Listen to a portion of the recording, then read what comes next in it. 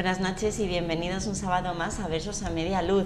Ya saben, esta cita que tanto nos gusta y en la que también lo pasamos por lo menos los amantes de la literatura y más en concreto de la poesía. Y como siempre, a mi lado, Carmina Martínez Remis. Buenas noches. Buenas noches, Ana María. Cuéntanos esta semanita con que...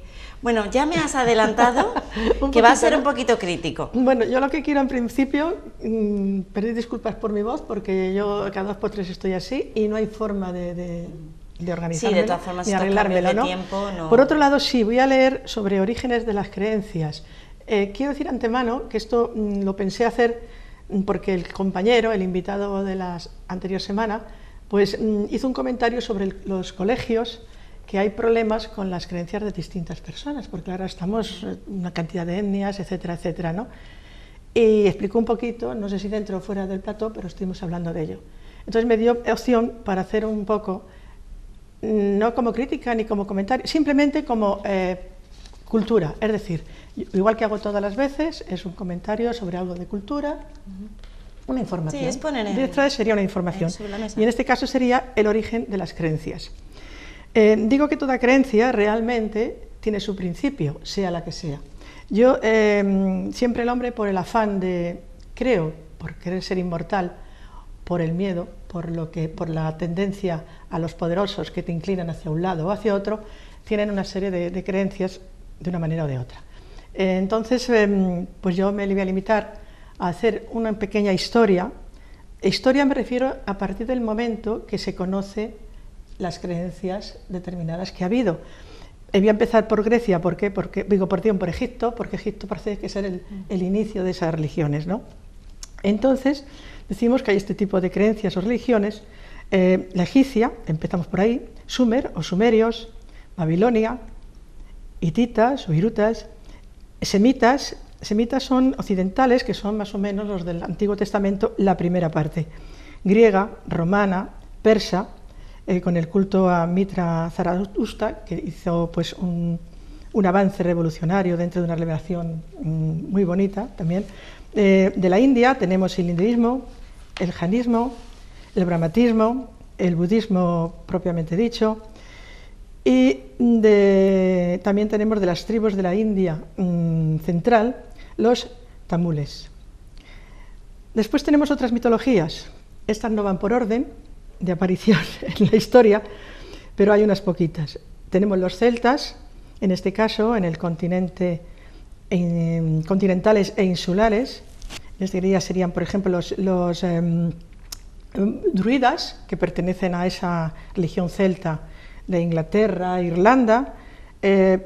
Después pues tenemos también la germánica, como ya sabemos, Odín, etcétera, etcétera. La eslava, báltica, la finesa, la china, la japonesa. En la japonesa tenemos La vida de los dioses, que es su libro, ahí donde entra también un poco el budismo, y las reencarnaciones. Tenemos la América del Norte, que tiene sus creencias también antiguas, América Central, América del Sur, Oceanía, África. Las africanas son muy como parecidas a las que llaman afrocubanas. Tienen una especie de santeros, de santos, se guían por los santos, ¿no? Tienen sus cosas. Los siberianos y los esquimales, todos han tenido su propia religión en su momento. Ahora tenemos 4, digamos ahora mismo predominan 4 religiones. Digo primero la budista porque no entra dentro de las teologías. El budismo sabemos que tienen muchísimos seguidores y ahí están. Luego, a nivel teológico, pues tenemos primero el judaísmo, digo también por aparición, es de un solo Dios, Jehová, Yahvé. Libro, la Torá, historia y creencias del pueblo hebreo, del Antiguo Testamento, seguían por esa parte, y aproximadamente fue hace 2000 años antes de nuestra era.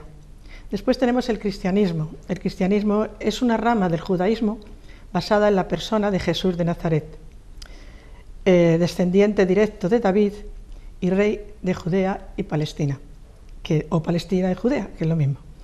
Esta religión está dividida en bastantes ramas. La más conocida es la católica, regida por el Vaticano, la ortodoxa, rama que se separó de la primera en el principio de esta creación, de esta religión. Tenemos la protestante, rama que también se separó, pero en el 1600, mucho más avanzado el tiempo, aproximadamente. Esta última ha proliferado muchísimo. De hecho, tiene en los protestantes, los luteranos, los bautistas, los evangelistas, los anglicanos, los calvinistas y los presbiterianos. También del cristianismo se ha creado otras iglesias, como pueden ser las jehovinas o testigos de Jehová, como llaman, y la iglesia mormónica o mormones. Luego ya pasamos a otra dimensión, el islaísmo. Lógicamente seguían por Ismael, hijo de Abraham y de Agar, Mahoma su profeta, que unió las tribus, siempre en busca del Dios verdadero, el Dios de Abraham. Y se escribió el Corán. El Corán significa lectura o recitación, porque el Corán no se lee, se recita.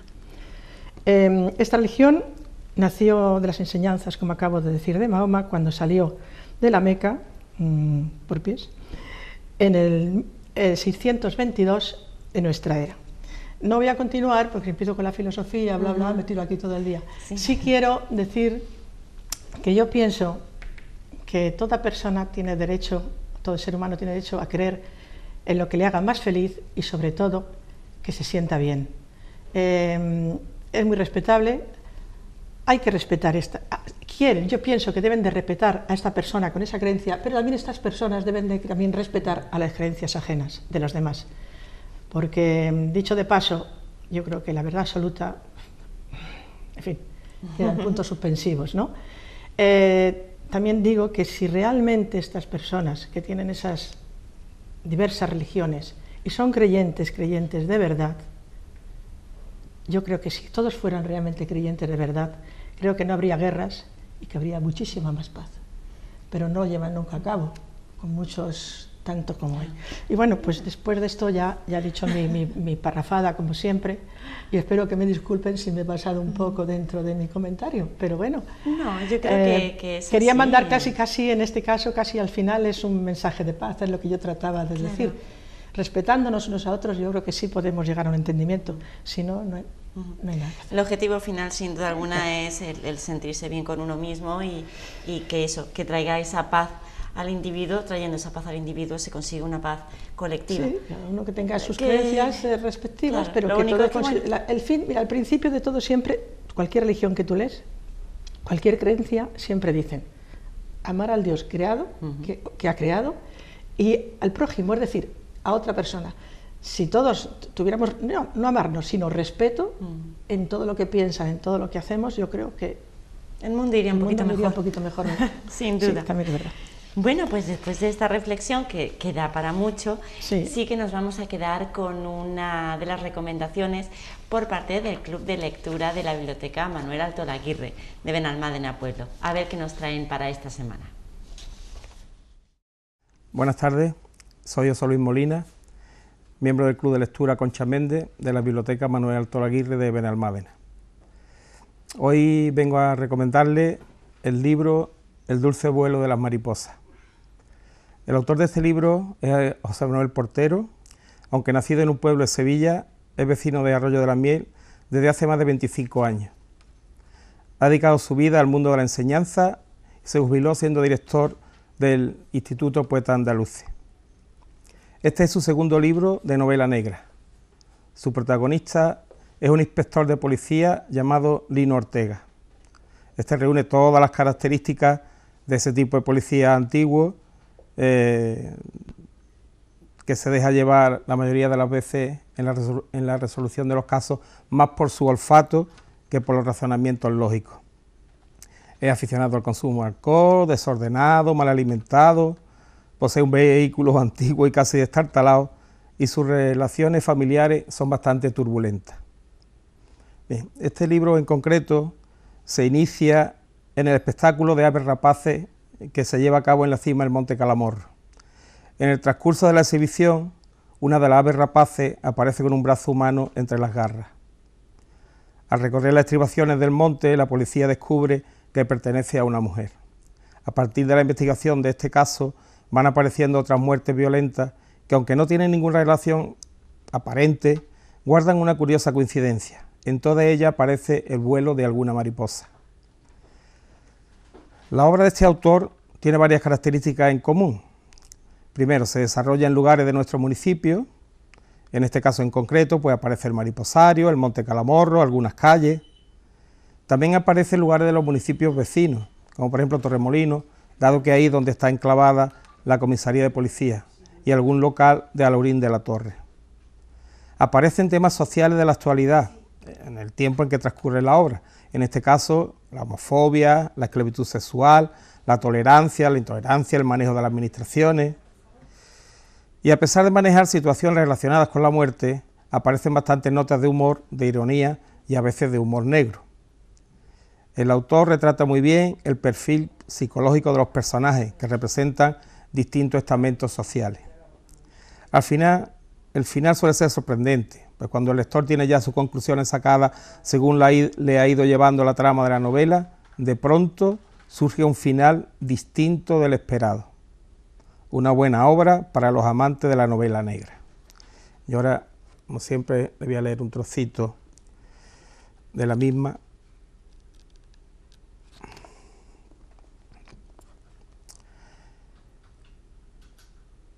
El presentador parecía quedar sorprendido del hecho y dio instrucciones a uno de los ayudantes para que bajara en moto a ver qué ocurría.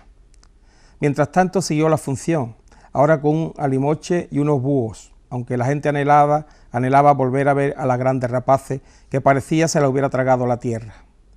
Poco después, el público vio cómo, tras el presentador, aparecía de nuevo el elegante y rápido vuelo del águila real. A medida que se acercaba, observaron con curiosidad que en las garras llevaba atravesada una pieza de caza, tal vez un conejo. Impacientes, se pusieron en pie para comprobar cuál sería el botín. El animal se posó en el poste del que partió para iniciar el vuelo. El semblante de los espectadores fue cambiando, de la expectación a la incredulidad. Alguien de la primera fila dio un grito y exclamó: ¡es un brazo! El domador intentó quitarle al ave su trofeo, sin conseguirlo en una primera vez, hasta ponerle de nuevo el capuchón sobre la cabeza. Entonces soltó la presa, que cayó al suelo. Aunque desgarrado y maltrecho, era evidente que se trataba del antebrazo, en parte descarnado, de un ser humano. Se sucedieron los gritos en distintos idiomas. El domador introdujo el ave en su jaula, a la vez que dio una patada a la extremidad, caída al suelo para alejarla de la proximidad del alimoche y de otras rapaz que hicieron intención de lanzarse sobre ella. Una señora se desmayó mientras la gente gritaba y se agolpaba para salir. Que lo disfruten. Y de vuelta ya, Carmina, es momento de presentar a nuestro invitado de hoy. Sí, Carlos Pérez Torres, perdonad, aquí presente, y un poeta, realmente un narrista también, narrador de muchos relatos, de libros de relatos, poemas. Yo he leído uno de los libros suyos y es una gran poesía, muy bonita y sobre todo buena. Eso ya es un poco más difícil de encontrar, ¿no? Pues Carlos, buenas tardes y bienvenido a Hola. Besos a Media Luz. Muchas gracias por invitarme. Un placer. Comenzarnos un poquito con tu currículum y para ir sabiendo un poquito de ti. Naciste en Málaga y eres licenciado en Filología Inglesa, trabajando además como profesor en un instituto en Málaga en la especialidad de Inglés y Lengua y Literatura Española. Tu relación con las letras viene ya desde un tiempo atrás. Desde siempre, desde mis primeras enseñanzas, mis primeras inclinaciones, eran claramente esa dicotomía que decimos, ¿de ciencia o de letras? Yo no tenía ni sombra de duda. Las letras han sido importantes siempre en mi vida, sí, clarísimo. Las letras de los idiomas también, ¿eh? De idiomas, efectivamente, porque no es tampoco ya muy fácil encontrar, bueno, cada día más sí proliferan los profesores de inglés, pero ya de cierto rango no era antes tampoco muy, o cuando yo estudiaba el inglés tampoco tenía la importancia que tiene en los últimos años. ¿Lo notas tú eso en tus alumnos? Mi edad ya da para tener esa experiencia. Yo también, cuando era estudiante, era mayoritario el francés. El francés, claro. Eso ha cambiado en los últimos años. Ten en cuenta que la presencia del inglés en el mundo social, económico, en internet, en todo, absolutamente todo, es enorme. Es la lengua franca, por así decirlo, de la actualidad, ¿no? Como antes, en siglos anteriores, pudiera ser el latín.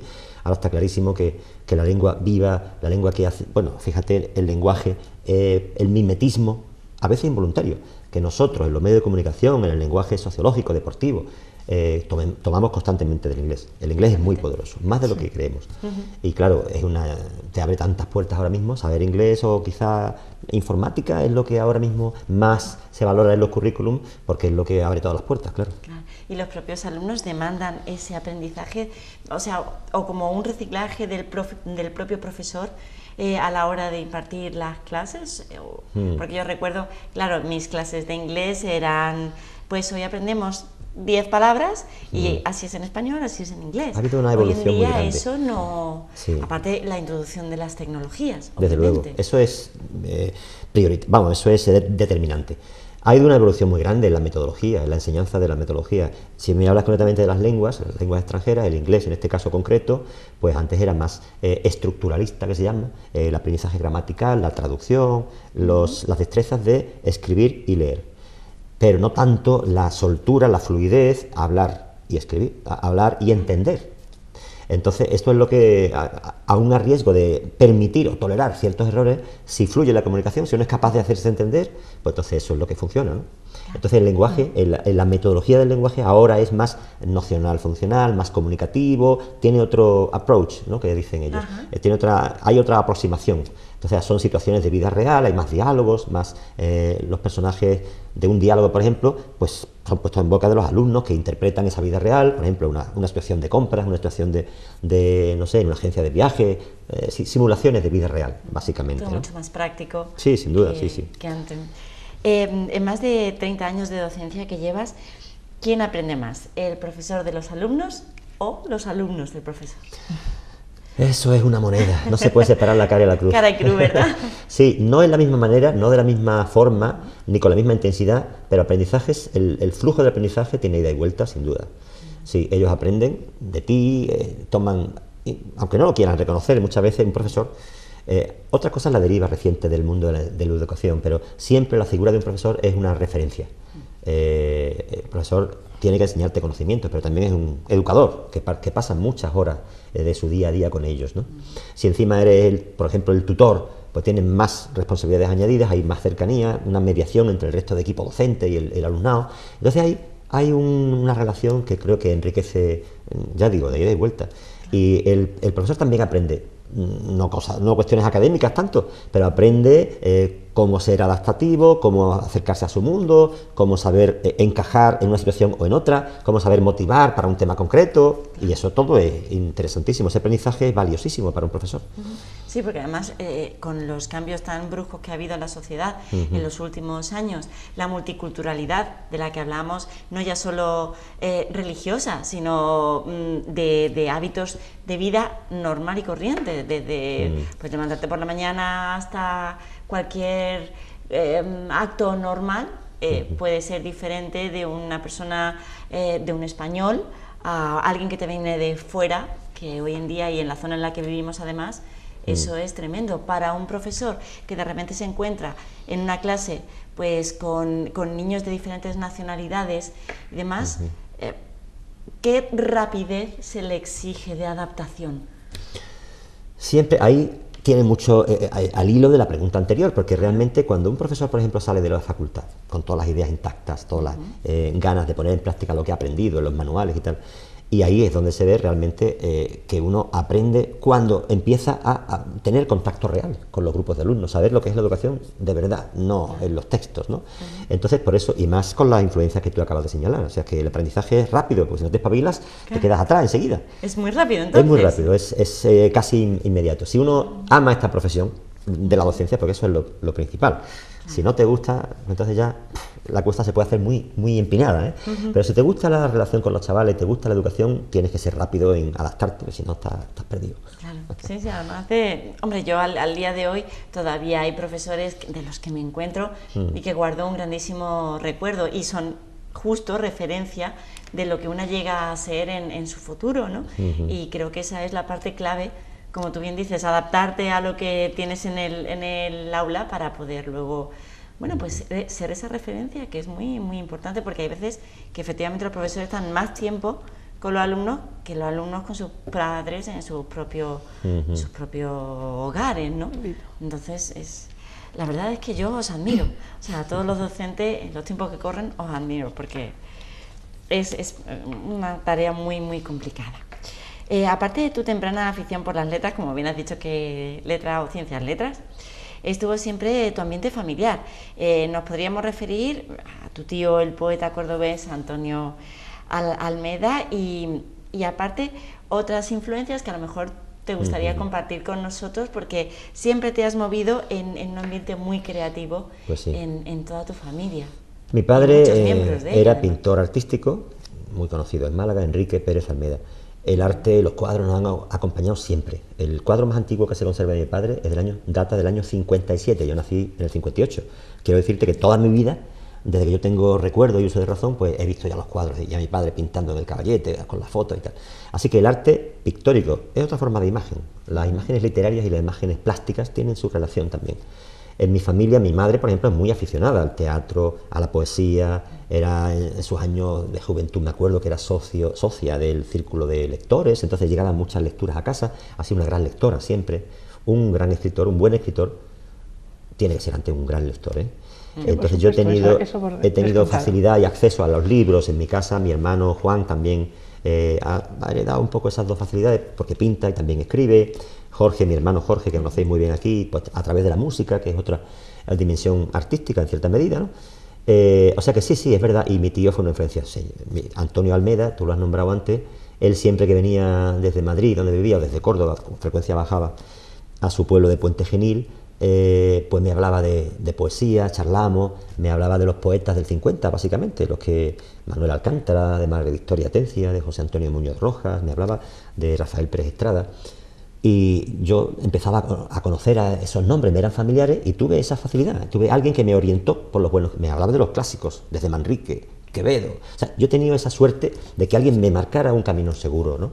Entonces, primero los clásicos, es como primero andar bien el camino. Una vez que te sepas de memoria el camino, ya te puedes salir si quieres. Haces pruebas, otras cosas, ¿no? Los versos clásicos, las estrofas de siempre. Primero las bases. Y luego el verso libre, sí que, claro, eso es exactamente eso, sí. Sí, aquí es un tema que hemos tratado en varias ocasiones con varios invitados, y es verdad que todos acabamos coincidiendo en que los clásicos es lo primero. Después ya, eso, teniendo esa formación, ya puedes explorar otros campos. Te dan una formación de base que es potente. Además, ten en cuenta que los grandes temas, bueno, casi se basan en el sentimiento, en las intuiciones, en las sorpresas, los temores, las tres heridas que decíamos, ¿no? La muerte, el amor, la vida. Esos son los grandes temas, incluso los tópicos literarios. Son temas que se van rodando, se van renovando a través de los siglos, a través de las modas, los estilos. Cada época tiene su tendencia, no lo mismo la literatura en la ilustración que en el romanticismo. Al revés, hay muchas diferencias, pero los temas son los temas universales de siempre. Entonces, la literatura te permite un modo de acercamiento, es un modo también de conocimiento. La poesía puede ser, ¿no? Entonces te permite un acercamiento a las grandes esencias de la vida, a los grandes temas, como digo, los temas universales. Es mucho más fácil, Ana, que pase de moda una tendencia X de la escuela, la corriente, tal y cual. Eso es más fácil, que pierda vigencia y pase de moda, que no los grandes temas que son los permanentes desde siempre. Eso va a quedar siempre. Eso queda. Yo siempre he pensado que aquella persona pues que puede pintar o escribir, a fin de cuentas es eso, es la proyección del yo interior, y es esos temas, como tú bien dices, la vida, el amor, la muerte, que son los que nos rigen sí o sí. O sea que ya solo el poder plasmarlo en un lienzo o en un papel me parece impresionante. Una pregunta, no está en el guión, pero que... ¿La tecnología o la forma clásica a la hora de escribir? A la hora de escribir yo me valgo bien poco de la tecnología, tengo que serte franco. El procedimiento es el de siempre, algo que despierta en ti un motor, una emoción, un sentimiento, algo que te hace pensar, en el caso de la poesía. En el caso de la narración, una idea para un relato, un personaje, algo que me ha llamado la atención por la calle, que he visto en una película, que he leído en un libro, que me han contado, que he visto cerca de mí, en mis mundos, en la clase, a lo mejor en mi familia, algún amigo, algún conocido. De ahí sale una chispa, una idea. Eso pasa luego al cajón de las ideas, y eso va tomando cuerpo, y uno le da dando vueltas. Cuando sale el armación de un relato, pues uno de forma de forma disciplinada. En el caso de la narrativa, tengo que decirte que es así, es mucho más disciplinada. Es curioso, el proceso de creación es muy diferente. En el caso de la narrativa te estoy diciendo que si tengo una idea que va poco a poco madurando y de ahí sale el armazón de una posible historia, pues uno va dando carne, poniendo carne en el esqueleto, digamos, que tenía, bosquejando solamente un personaje, haciendo la construcción de la trama, las subtramas y todo eso. En cambio, la poesía no es tan premeditado. La poesía te asalta, te encuentra o no te encuentra. Hay fases en que, yo, no sé, pasan meses sin que yo pueda escribir un poema. Y luego resulta que algo ocurre, que estás escribiendo poemas constantemente durante una semana o dos. Estás más receptivo, no sé, estás más sensible, no sé, ha pasado algo en Eso suele suceder, en tu mundo cercano. Son como ciclos. Son como ciclos, sí, ¿no? es verdad, sí. Sí, es un poco al hilo de la pregunta que te iba a hacer a continuación, que es poeta y escritor de relatos cortos. ¿Más poesía, más narrativa, o por partes iguales, o como comentabas, depende de la musa que llegue en ese momento? También escribo, bueno, son ensayísticos, artículos. Uno de mis libros que hay ahí, el penúltimo, Sobre el papel se llama, está dividido. Hay una parte que son microrelatos, relatos muy breves, y la otra son artículos. Entonces, si me pides que resuma un poco por qué cultivo los géneros que cultivo, podría empezar diciéndote: escribo poemas porque me ayudan a conocerme un poco a mí mismo, escanearme un poco por dentro y explorar un poco la vida. Escribo relatos porque me permiten desdoblarme en otras vidas diferentes a la mía. Escribo artículos porque me permiten reflexionar sobre todo eso en voz alta. Y sobre todo escribo porque disfruto leyendo muchas cosas que otros han escrito. Ya he dicho antes la importancia de tener un bagaje como lector, es fundamental realmente. Ese sería el resumen un poco de... Pero es curioso que si me obligo a mirar más esa introspección que uno a veces hace, yo siempre practico géneros que me obligan a terminar pronto el tema, ¿no? Mis poemas no son largos, son más bien breves. No escribo novelas, al menos hasta el momento. He escrito compilaciones de cuentos, de relatos breves. Mis artículos no son ensayos largos, son artículos ensayísticos quizá, pero de un folio, de dos. O sea, es como si tuviera la necesidad de saldar, de expresar algo y en poco tiempo decir lo que quiero decir, contar lo que quiero contar y ya está, y quedarme liberado, ¿no? Pasarle el testigo al lector. No olvidemos que la literatura es un ciclo de comunicación. Sí, que es verdad, sí. Tú eres el emisor, pero si no hay alguien que luego lo lea, eso se queda ahí en camino muerto, ¿no? Para ti llega a ser como catártico la escritura. A fin de cuentas proyectas... Uno busca la comunicación, sí. Ya te digo, es un ciclo que necesita del receptor. Si no, no tiene sentido. Sí, ¿no? Eso sí, porque para uno solo también puede en un momento X ponerse a hablar solo en casa y ya, no hay muchas más respuestas. Como escritor has incluido en el volumen 1 de la antología 27 cuentos de narradores malagueños del Centro Cultural de la Generación del 27, en Málaga en el 97. Para mí fue un placer porque ahí hay nombres ilustres de la narrativa malagueña y yo también estoy en el índice compartiendo cartel, ¿no? Con Antonio Soler, con Alfredo Taján, con Álvaro García. No, Álvaro García no sé si, bueno, es más poeta que narrador, pero bueno, José Antonio Garriga también está ahí. Hay muchos nombres que me gusta estar como de vecino, ¿no? Yo a veces, el otro día me pasó en la biblioteca de mi instituto, yo estaba haciendo la guardia en la biblioteca ese día y fue un estudiante de una de mis clases a buscar un libro. Era de Pérez Galdós ese libro. Entonces yo me acerqué a la PE, había libros míos allí. Entonces digo, me encontré un libro mío y me dio un placer un poco ingenuo, pero mira, qué buenos vecinos, estoy al lado de Pérez Reverte, de Pérez Galdós, Pérez Torres, ahí está, ¿no? Digo, bueno, pues si algo se pega, pues ahí tengo buenos vecinos, ¿no? Sin duda, sin duda. Se siente uno bien. Claro que sí. Y como poeta has sido incluido en la antología Andalucía en el verso, Birnaga de poesía andaluza, de ediciones de papel en Córdoba. Un hermoso proyecto, sí, una antología que se editó en Córdoba, con un cuidado artesanal exquisito en la paginación, en los dibujos. Es un libro artesanal, es una obra de arte. El libro en sí, el contenido ya es opinable. También me gusta porque es una antología muy cuidada y también tengo la fortuna de haber sido seleccionado para ese libro. Colaboraste regularmente como escritor en un periódico digital de Málaga entre 2009 y 2012. Ahí fue donde ya tu faceta de ensayista... Sí, cobró más fuerza, sí, es cierto. Y Málaga se llamaba, el añorado Paco Rengel, que falleció ya hace unos años, era el director.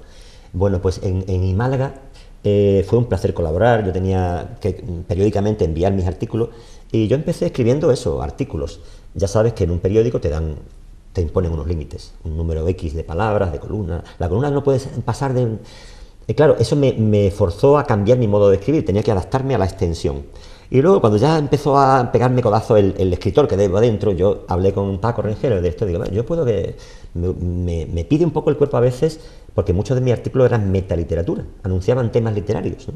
Y digo, ¿por qué no escribir directamente, no abordar ya la teoría de la literatura, sino la práctica? Es decir, un relato, respetando la misma extensión, un folio y medio o dos, pero contando una historia. Era un reto para mí, porque no es nada fácil contar una historia, un planteamiento, un desenlace en un folio y medio.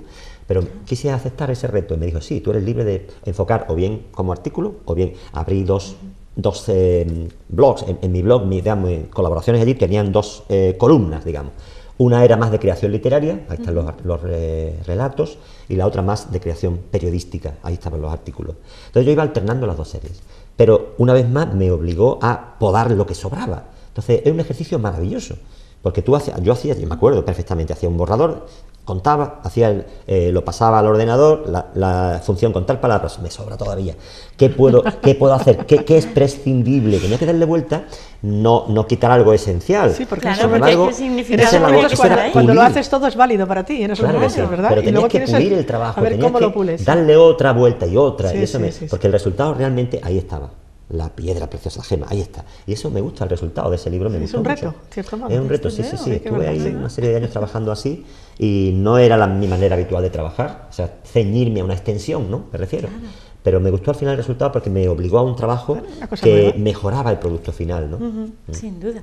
¿Sí? Has participado en 2 ediciones diferentes de la Feria del Libro de Málaga, en presentación y firma de ejemplares de tus obras narrativas. En 3, 2008, porque hace una fecha acabó la tercera, estuve también firmando de mi último libro. Sí. Efectivamente, no se me ha actualizado bien el currículum.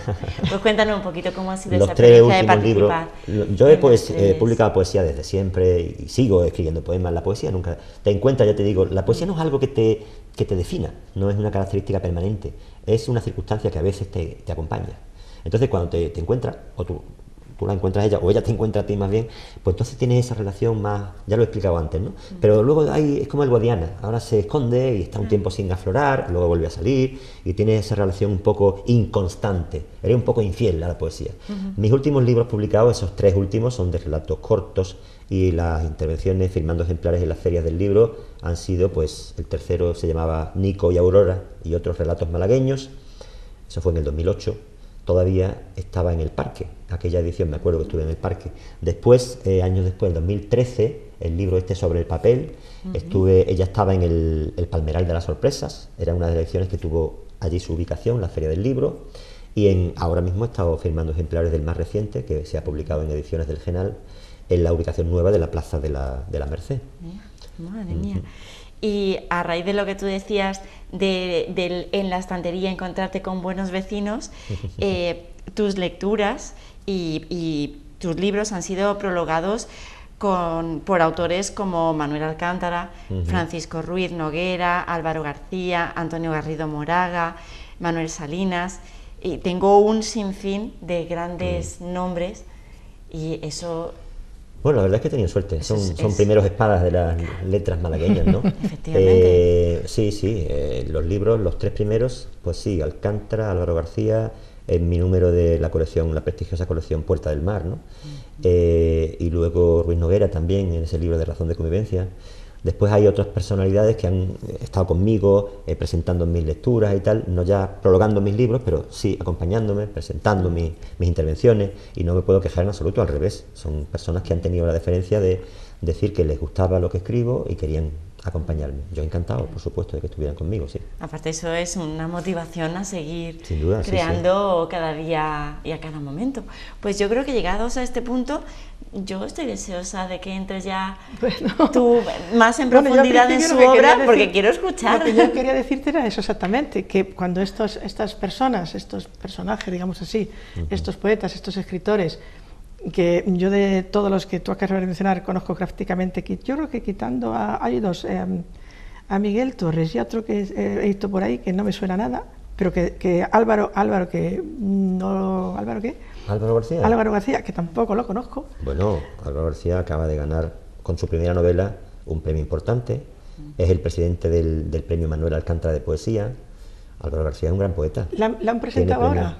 ¿Hace poco? No, Álvaro García es más joven que yo. No, me refiero al premio. En el periódico de hoy he leído la columna que habla de la noticia de Álvaro García ganando. Pues ya está. En la prensa local. A mí de es hoy. Que, bueno, digamos, siempre me mandan todo lo de Alcántara, primero porque Alcántara es amigo de la familia de toda la vida. Yo cuando vine aquí ya, bueno, pues lo primero que haces es ir a ver a los que conoces, ¿no? Sí. Y siempre me mandan. Y el caso es que recibí de la asociación precisamente la presentación de algo. Pero como voy tal liada, y no ahora pudiste. me sonaba lo de Álvaro de algo, y yo de qué, y es de esto. Bueno, yo pedí disculpas porque no podía ir, porque suelo ir siempre cuando hacen alguna cosa. Y luego realmente, pues, si lo hace esta asociación, ya tiene una categoría muy determinada. También quería decirte este premio que tuviste, este premio de Guillermo Osorio, en Madrid, de sonetos. Sí, eso fue para mí una ocasión estelar, está ahí con letras doradas en mi recuerdo, porque para serlo. Se entregó en el Ateneo de Madrid, sí. Estuvo expresamente Manuel Alcántara, se puso para mí, eso me dijo, una corbata de biznagas, a celebrar la procedencia malagueña de los dos. Y estaba también presente mi tío Antonio Almeda, lo hemos nombrado varias veces, sí. Que vivía en Madrid. Vivió en Madrid, escribía y publicaba en Madrid muchos años. Entonces, figúrate tener a los dos, a mi izquierda, a Manolo Alcántara, a mi derecha, a Antonio Almeda, mis dos maestros, sí, y yo allí en el Ateneo de Madrid, y detrás miraba los cuadros y veía las pinturas de Ramiro de Maeztu, de Valle Inclán, y yo estaba allí un poco empequeñecido, ¿no? Porque es un sitio que tiene mucha historia. Tiene mucha historia. Sí. Yo soy de Madrid, entonces lo conozco, por supuesto. En esa fecha, justamente, yo estaba en esos momentos en México. Por eso no debí de ir, pero vamos, sí que si hubiera estado, hubiera ido. Simplemente a ti no te conocía, pero indiscutiblemente a Alcántara sí. Pero vamos, me pilló en México. Era un tríptico de sonetos, aquel premio Aguacantos. Y lo he visto, lo he estado leyendo que tienes aquí y me hubiera gustado leerlos, tus sonetos, sinceramente, a ver si me pudieras leer uno después. ¿Algún soneto? Sí, hay algunos sonetos, sí, la verdad. Pues sí, y entonces, bueno, realmente todo lo que acabas de decir, Ana María, te ha hecho una proyección totalmente impresionante, buenísima. Creo haber entendido que estos libros de aquí son de relatos y los otros de poesía, ¿verdad? Sí. Si podemos hablar, por ejemplo, de la poesía, aquel primero... Temblor. Sí, ese es el número 55 de la colección Puerta del Mar. Del Puerta del Mar, sí. Que, por cierto, el prólogo Álvaro García. Exactamente. En esa ocasión, sí. Y luego tenemos el azulito. Razón de convivencia, prologado por Ruiz Noguera. Ese ganó un premio Exacto, que es el que yo he leído, el que me han dejado tu hermano para leer. De lo cual por eso puedo decir que eres buen poeta, si no hubiera podido saberlo.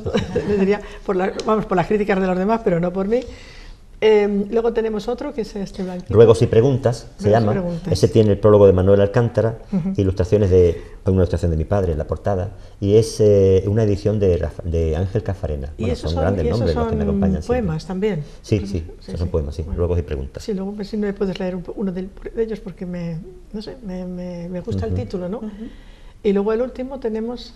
Ahí hay rumores de la Plaza de San Francisco. Yo viví en la Plaza de San Francisco, un lugar muy... es una plaza muy recoleta de Málaga, calle Carretería, casi en la juntura ya con calle Álamos, donde está el antiguo conservatorio. Tiene mucho sabor artístico, esa plaza enchinada, tricolor, con la estatua de la diosa romana, Pomona, en el centro, donde está la cofradía de la Paloma, ¿no? Sí. Esa plaza tiene la epigrafía malagueña, tiene allí su santuario, porque en las esquinas de la plaza triangular tiene homenajes a grandes artistas decimonónicos de Málaga del siglo XIX, que en un lateral estaban los escritores y los actores y actrices importantes de Málaga, en otro lateral estaban músicos, Eduardo Conga, y en el otro estaban los pintores de la escuela malagueña del XIX, y la primera mención de Picasso estaba ahí.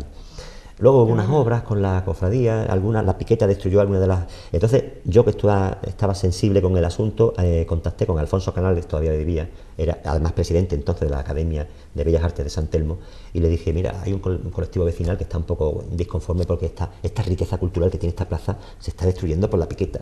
Y fueron, colaboraron, financiaron la recuperación en cerámicas de esas pinturas que eran al fresco. Luis Bono, el académico Luis Bono, que ya también falleció, el que había hecho en el año 62 la rotulación al fresco de aquellos homenajes, eran unas orlas de homenaje a los artistas malagueños. Entonces, felizmente, se recuperaron todos esos homenajes y todavía están ahí. Si tú vas por la Plaza San Francisco y miras arriba, verás en las paredes esas orlas en cerámica, en placa cerámica, dedicadas a pintores, a escritores y a músicos. ¿A ti te sirvió precisamente para dedicar?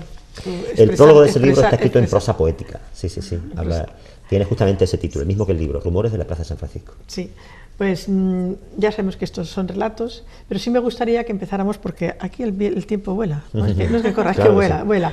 Que me leyeras, y sí me gustaría que leyeras te había dicho precisamente del libro Temblor. Del Temblor, sí. Si tenías alguno por ahí, sí, ¿o los tienes alguno para... hay un par de ellos que he seleccionado de este libro, pues de la serie que da nombre al título, Temblor, Temblor 1, Temblor 2. Una preguntita, los títulos, la motivación del título. Eso es lo último. Yo voy empezando a escribir. En Temblor, por ejemplo, hay 4 zonas diferentes en el libro. Cada una tiene su cohesión, digamos, ¿no? Y luego, otros libros sí tienen, por ejemplo, Razón de Convivencia es un libro concebido como libro desde el principio hasta el final. Desde el primer poema, se llama Umbral, hasta el último, que ya, es final. Tiene un corpus muy coherente. Lo entiendo libro. Perfectamente, por eso el título. Eso es. Sí. Razón de Convivencia. Pues mira, está sacado, muchas veces hay una sensación de continuidad. En un poema de Temblor, lo puedo leer, Temblor 2 se llama, lo tengo por aquí. En ese poema Temblor 2, el último verso es justamente Razón de Convivencia. Entonces, eso me dio pie para el título del siguiente poemario. Mira que, claro, entonces, claro, la idea del siguiente poemario, hay un guiño también a Razón de Amor, ¿no? Que es un libro de amor de Pedro Salinas, un gran poeta del 27, es un gran poemario de amor, Razón de Amor. Es como la idea que sostiene ese libro, Razón de Convivencia, es el mantenimiento a lo largo del tiempo de una relación amorosa. Entonces, claro, la primera parte es la parte de fascinación y enamoramiento, la segunda parte se llama carnalidad, es un poco la consagración al amor físico, pero luego la tercera razón es la de convivencia, porque claro, eso es lo difícil, hay que saber convivir, hay que ceder aquí, ceder aquí. Entonces, no solamente esa pasión, ese fogonazo, hay que mantener eso a lo largo del tiempo. Por eso era el guiño de ya no hay razón de amor, sino de convivencia. Convivencia. El amor a lo largo del tiempo. Léenos tu primer poema. Bueno, en Temblor, por ejemplo, hay uno de los poemas de la serie Temblor, la idea central es un poco manifestar mi fe en la poesía como medio para comunicar emociones, ¿no? Está bien. Es una silva, y dice así: hay formas de emoción, pellizco y miedo, de rabia y sacudida.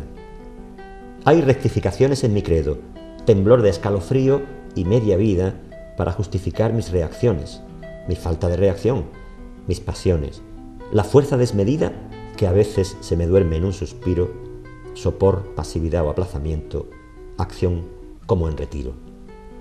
Un interrogatorio al sentimiento y luego lamentar la tesitura, sentir no haber escrito algo que siento.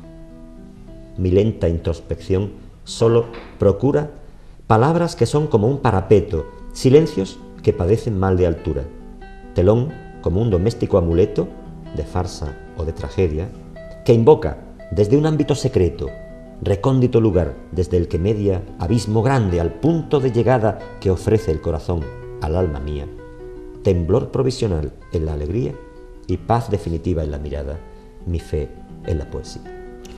Vaya recorrido que acabas de hacer. Bueno, es un poco un compendio, es una declaración de intenciones, por eso da título al libro, ¿no? Temblor, ¿no? La definición y la expresión es buenísima.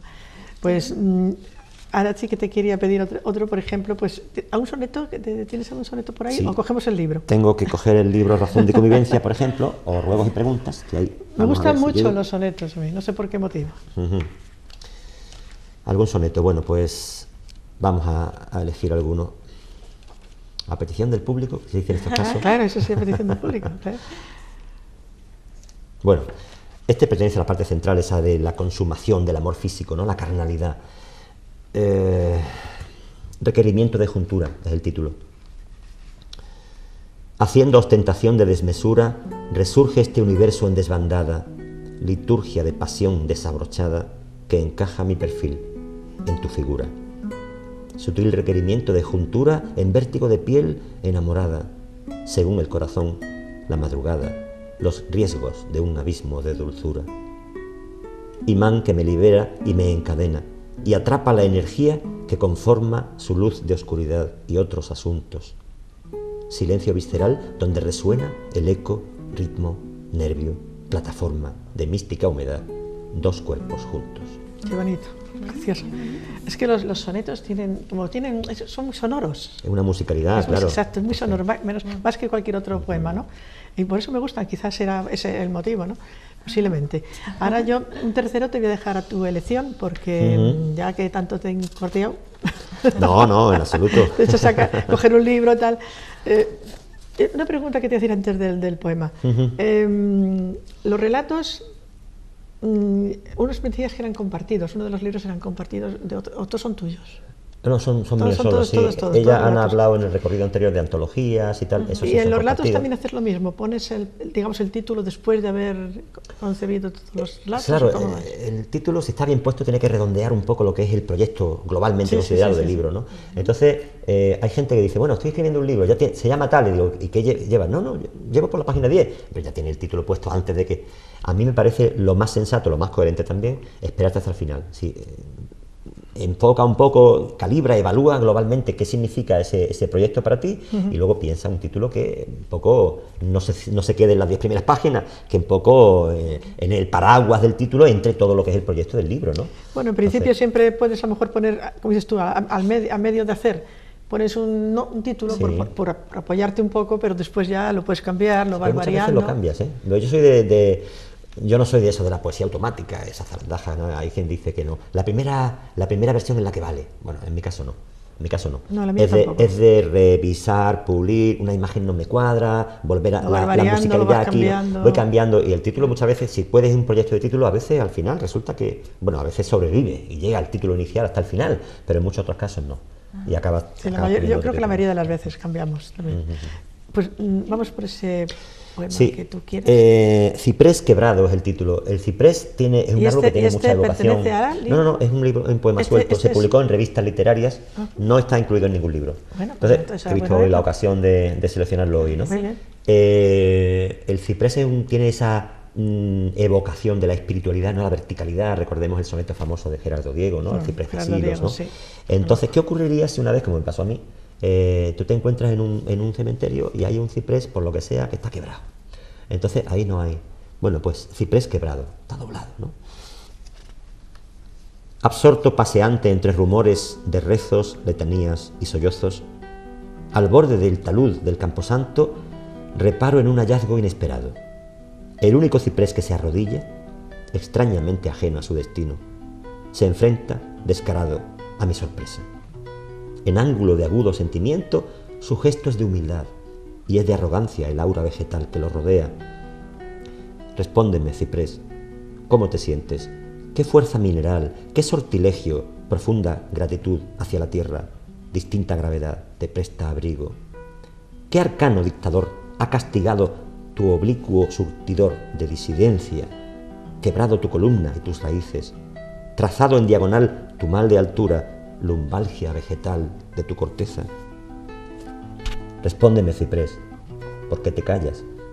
Tu copa en el silencio se derrama y el cuenco de mis manos la recoge, llevándola a los labios de mis versos, firmando un pacto así de sangre y savia. Tu voz, también quebrada, no contesta. Tan solo eres un árbol, y yo un hombre extrañamente ajeno a mi destino. Eres un arma verde, arco entre flechas, mi estampa, esta mañana de noviembre. Al borde del abismo de mi sombra, consciente, como tú, bajo la guardia. Me pliego yo también a mis designios. Precioso, bonito, bonito. Además, ¿cómo lo has...? Es que muchas veces la poesía es una sintonía del poeta con el paisaje. Sí, es que hay veces el paisaje como exterior y como el si paisaje conectaras interior. con él, ¿no? Por decirlo claro, manera. Una conexión, caso, ¿no? Sí. Eso, bueno, si pensamos en grandes poetas, Machado, por ejemplo, el modo en que acusa recibo del paisaje castellano y luego andaluz, el espíritu del poeta, ¿no? Sí.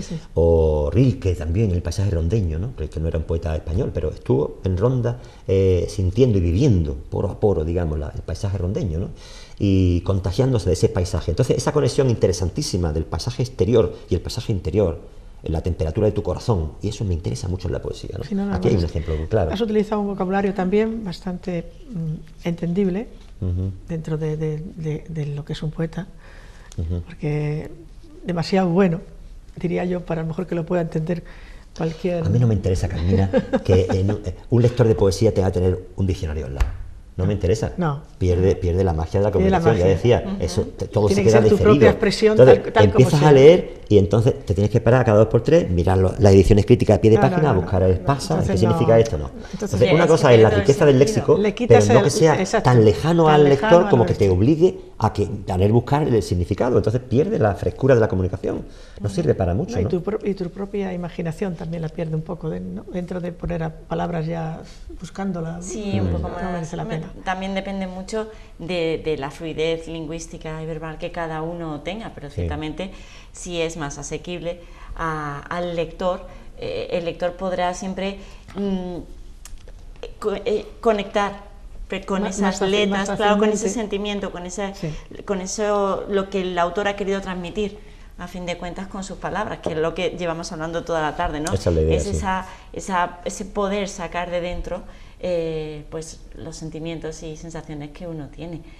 Pues tristemente, para mí tristemente, estamos llegando al final del programa, porque se me ha hecho cortísimo y ojalá pudiera porque me encantaría algo de los relatos cortos, pero Sí, no pero sé es que el tiempo si es habría cortito. posibilidades, o si no despedimos ya el programa.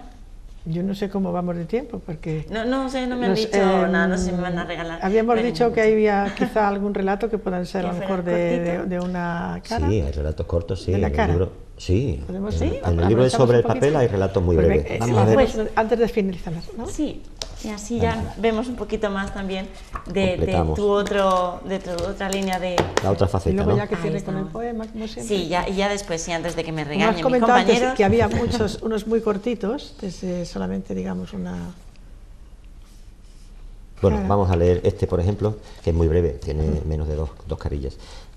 Yo soy aficionado al ajedrez, se llama Apertura Italiana. La apertura italiana es un modo de juego en que un juego se hace muy lento, es un desarrollo de la partida muy lento, ¿no? Apertura Italiana. 12:30 de la mañana, sábado de compras en Mercadona.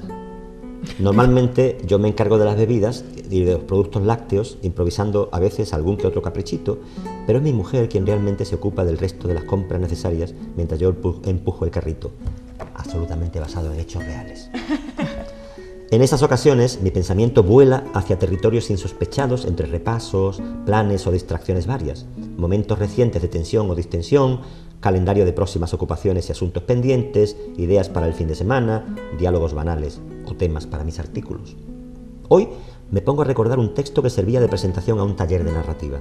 Lo leí en internet la semana pasada y estuve de acuerdo con casi todos sus argumentos.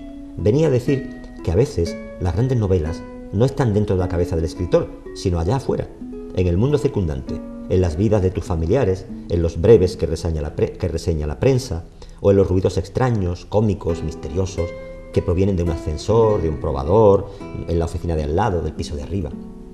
Que bastaba con buscar en la cotidianidad para hallar sin demasiada dificultad los esqueletos de unos personajes que luego la imaginación del escritor irá completando. Que solo había que encontrar una buena historia y luego saber contarla. En esas estoy cuando de pronto, mientras cargo las cervezas, me tropiezo levemente con un tipo bastante especial. Hombre, unos 25 años, aspecto latino, muy vehemente, estrafalario en el vestir, chanclas con calcetines, mal afeitado, flequillo flotante.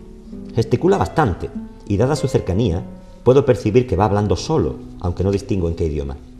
Son murmuraciones leves que me llegan fragmentadas, como frases inconexas.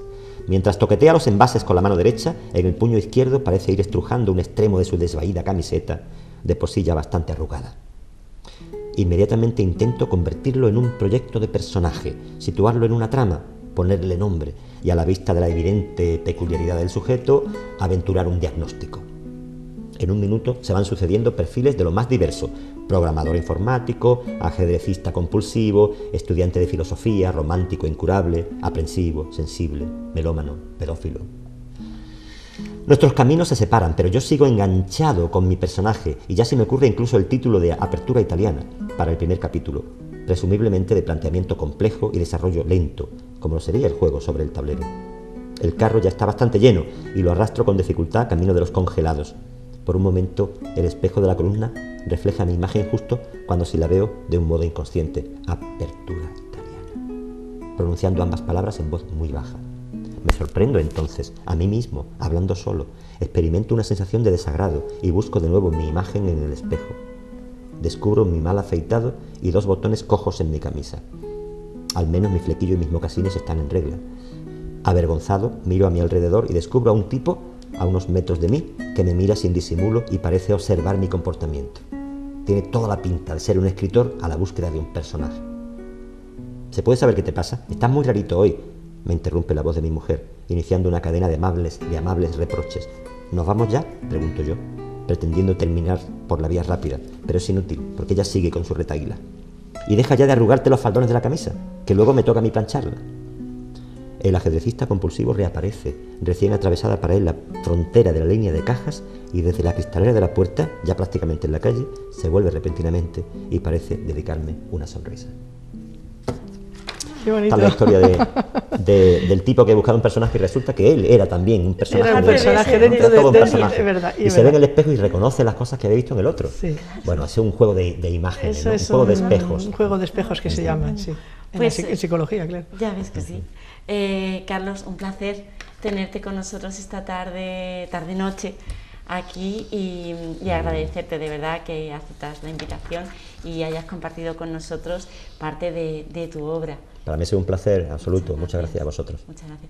Carmina, nosotras nos vemos en breve en el próximo programa. Siempre. Y a todos ustedes, pues como nos gusta terminar, ya saben, leyendo poesía, y nos vemos en la próxima. Pecado de omisión. Tal vez porque ni ven ni se lamentan, el tiempo y la vigilia se adormecen. La sangre en fuga va por los tejados, arterias que, sin lógica aparente, salpican al abrirse los rincones de un alma que no aprende a ser rebelde, y toda nuestra urgencia se reprime ante un asombro triste y reincidente.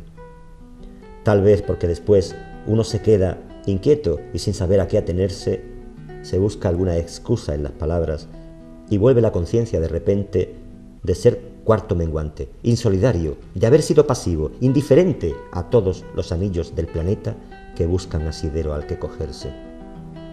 Al rato, solitario frente al mundo, uno se siente extraño y, como siempre, refugia la omisión en el olvido. Uno hace, a fin de cuentas, lo que puede.